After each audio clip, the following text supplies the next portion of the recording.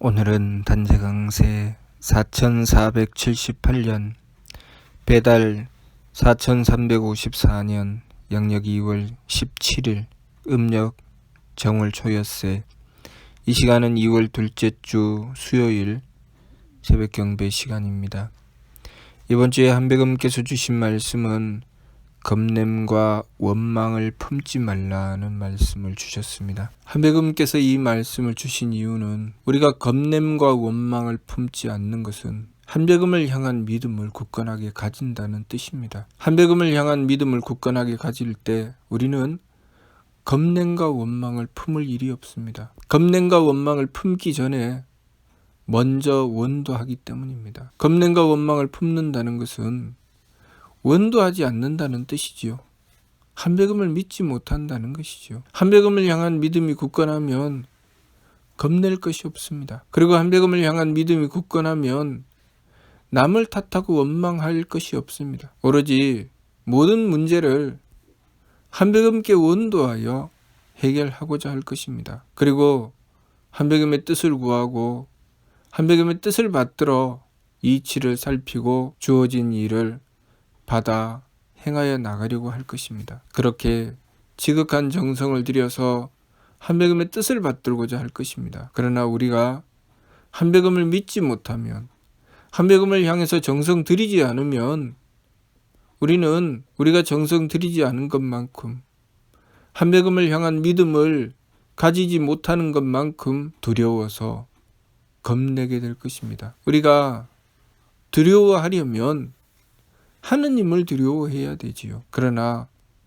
겁냄과 원망을 품는다고 하는 것은 하느님을 두려워하는 것이 아니고 다가오는 일이나 다가오는 나에게 불이익이 될 만한 사람이나 일에 대하여 두려워한다는 것이죠. 내가 피해를 입으면 어떡하나, 내가 어려움에 빠지면 어떡하나, 내가 손해보면 어떡하나 하는 겁냄을 가진다는 것입니다. 그리고 원망하게 되는 것은 왜 나를 도와주지 않는가, 왜 나를 힘들게 하는가 등등 내가 하느님과의 관계에서 풀어나가야 될 문제를 다른 이들을 탓하고 원망하는 것이지요. 그러니 우리가 겁냄과 원망을 품는다고 하는 것은 결국 하느님을 향한 믿음을 잃었다는 뜻입니다. 그러니 겁냄과 원망을 품지 않기 위해서 우리가 해야 할 일은 한백음을 믿고 한백음을 향해서 원도하는 것입니다. 한백음을 향해서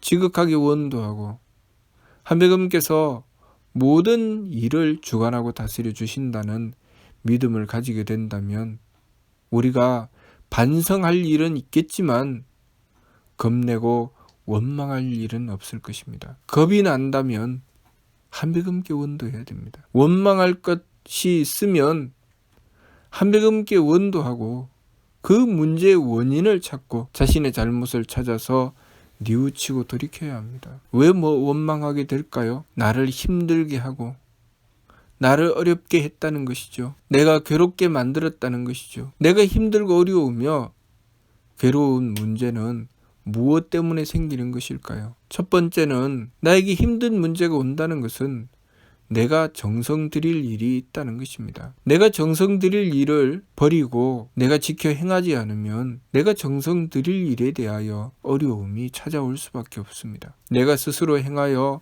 정성 들이지 않으면 나에게 사명이 없어지지 않는 이상 어려움이 찾아오게 됩니다. 왜냐하면 내 사명 때문에 정성 들여야 하니까요. 예를 들면 우리가 어떤 일을 맡아서 행한다고 합시다. 직장 생활을 하며 일을 맡아서 행할 때 내가 그 직장에 사표를 내고 나오지 않는 이상 내가 그 일을 버릴 수는 없는 것이죠. 내가 일을 미루어 놓고 일을 하지 않고 이리저리 외면하고 엉뚱한 짓을 하고 다니고 그 일을 하지 않고 어렵고 힘들다고 접어놓고 있다가 보면 언젠가는 그 일이 밀려와서 한꺼번에 나를 어려움에 빠뜨리게 될 것입니다. 내가 언젠가는 그 문제를 풀어야 되지요. 왜? 나의 일이니까. 만일 내가 그 회사를 그만두고 그 일을 하지 않는다면 모를까. 최소한 그 회사에서 일을 하고 봉급을 받고 그것으로 살고 있다면 내가 맡은 일을 접어놓고 미루어 놓으면 언젠가는 그것이 눈덩이처럼 불어서 나를 어려움의 함정에 빠뜨리고 만다는 것을 우리는 알아야 되지요. 그런 어리석은 짓을 저지르지는 말아야 됩니다. 우리가 이 세상을 살아간다고 하는 것은 마치 우리가 직업을 가지고 일을 하는 것과 같습니다. 우리에게 목숨이 있다는 것은 우리가 맡은 일이 있다는 뜻입니다.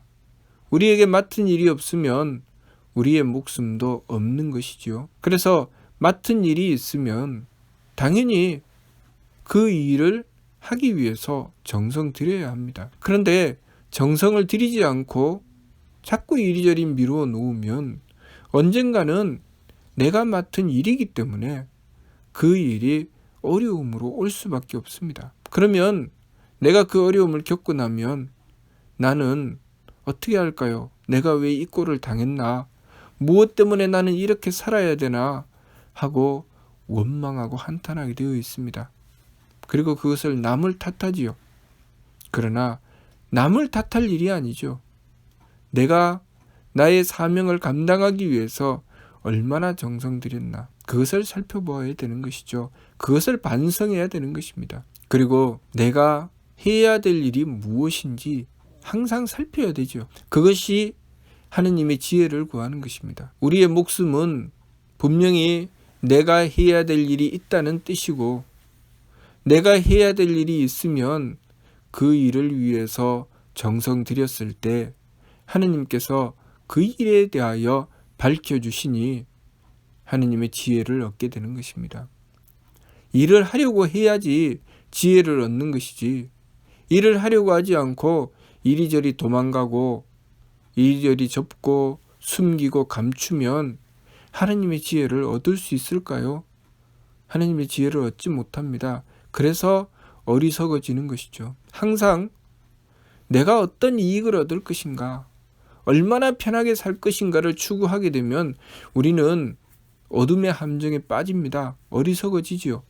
그러나 내가 나의 존재의 가치를 발휘하고 내가 그만큼 다른 이들에게 보탬이 되는 자가 되어야 되겠다.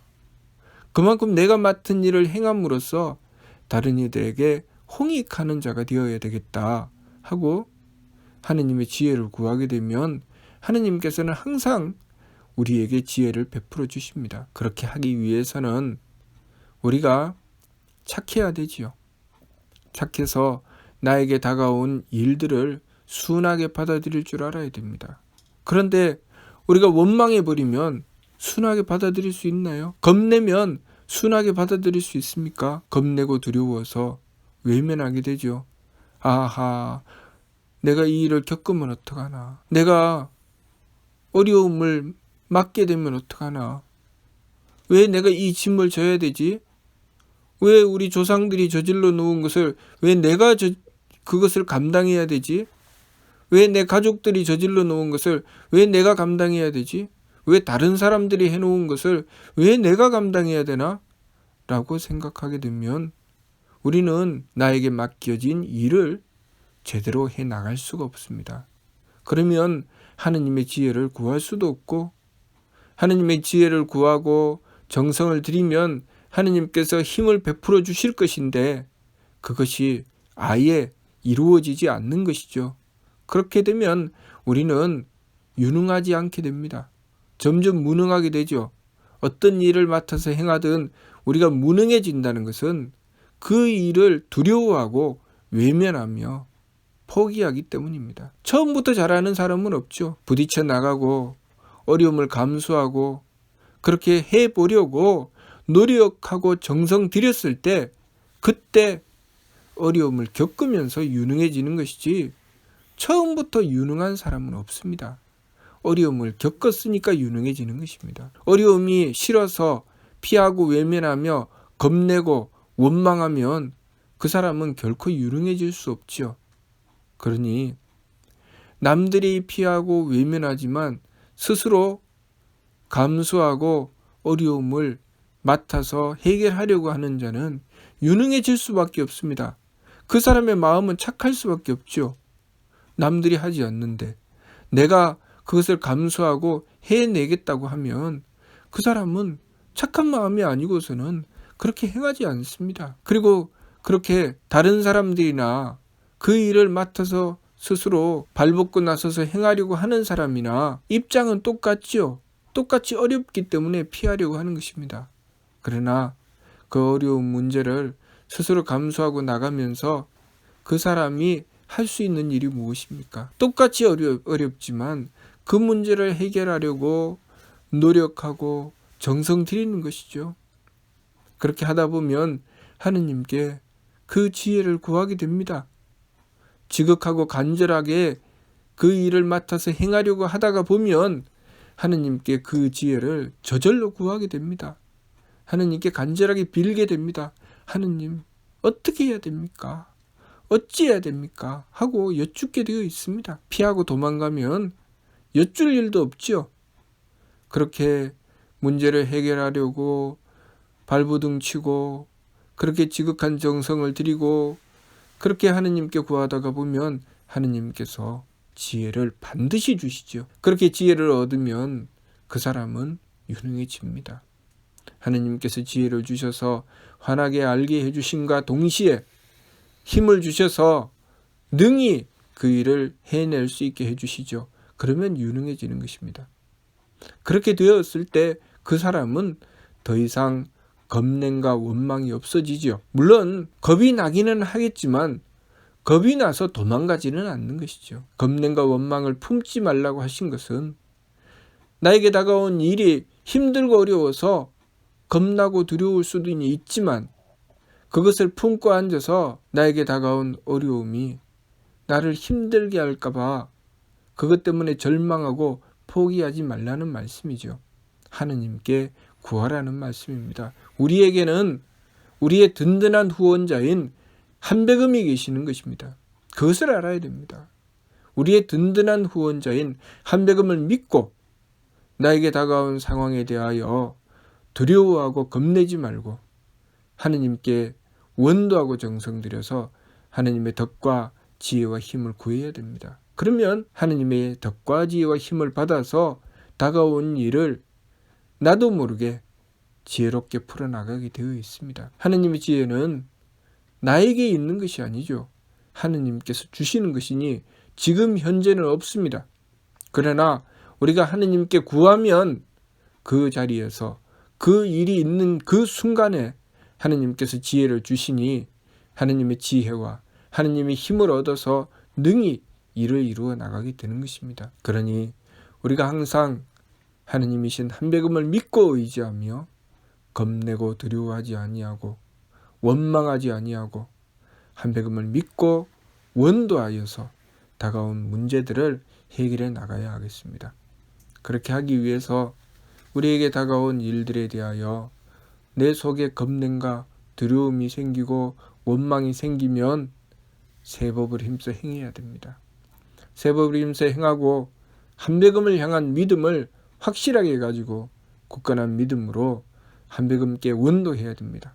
그렇게 원도해서 한백음의 덕과 지혜와 힘을 구할 수 있게 되어야 되지요. 끝까지 믿음을 놓치면 안 됩니다. 끝까지 믿음을 지키면 한백음께서는 우리를 반드시 구해주신다는 것, 반드시 지켜주신다는 것, 한백음은 우리를 버리시는 법이 없다는 것, 그것을 잊지 말아야 됩니다. 항상 한백음을 향한 믿음을 놓치지 말고 새 법을 힘써 행해서 온갖 감정이 일어나고 온갖 기운이 타고 들어오고 온갖 어려움을 겪는다 할지라도 그것을 능히 극복해 나갈 수 있도록 한백음을 향한 믿음을 놓치면 안 됩니다. 한백음을 향한 믿음을 굳건하게 가지고 끝까지 지켜나가게 된다면 한백음께서는 우리를 반드시 구해서 그 모든 어려움을 능히 풀어서 해결해 나갈 수 있게 해 주실 것입니다. 한백음께서는 세검 한 몸이신 한백음이십니다. 한백음께서는 조화주요, 교화주요, 치화주이신 하느님이십니다.